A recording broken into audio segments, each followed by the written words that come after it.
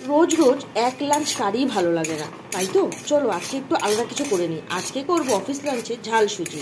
দেখো আমি এটা কীভাবে করছি।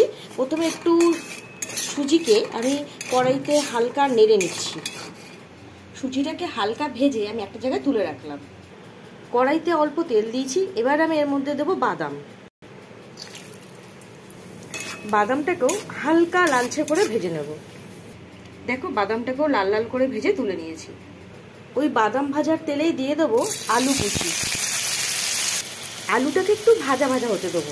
চলো এই ফাঁকে আমরা একটু গল্প করে নিই। তোমরাও কি আমার মতনই চাকরি করো?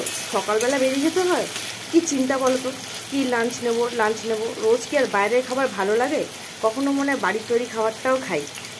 আর কি, যেমন ভাজা ছাড়া তো কিছুই নেই, সব কিছুই ভাজা। ভাজা ছাড়া তুমি কি পাবে?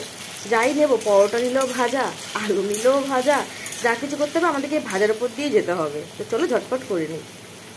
আলু আমার ভাজা হয়ে গেছে। এই সময় আমি দিয়ে দেবো হচ্ছে পেঁয়াজ কুচি। আর তার সাথে একটা জিনিস দেবই, যেটা হচ্ছে কাঁচা লঙ্কা কুচি। এবার এই ভাজাটার মধ্যে আমি আস্তে আস্তে দিয়ে দেবো হচ্ছে হলুদ গুঁড়ো, অল্প একটু লঙ্কার গুঁড়ো। এবার আমি এর মধ্যে দিয়ে দেবো ভেজে রাখা সুজিটা, দিয়ে একটু নেড়ে নেব। সুজিটাকে দিয়ে আমি ভালো করে একটু নাড়িয়ে নেব। এবার আমি এর মধ্যে দিয়ে দেবো হচ্ছে নুন। এই দেখো, এবার দিয়ে দিচ্ছি ভেজে রাখা বাদামগুলো।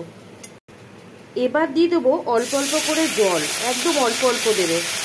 জল দিয়ে কিন্তু কন্টিনিউ নাড়াতে থাকবে, তাহলে সুজিটা ঝরঝরে হবে। সুজিটা মোটামুটি রেডি। নামাবার কিছুক্ষণ আগে অল্প একটু চিনি দিয়ে দেবে, খেতে কিন্তু খুব টেস্টি হয়।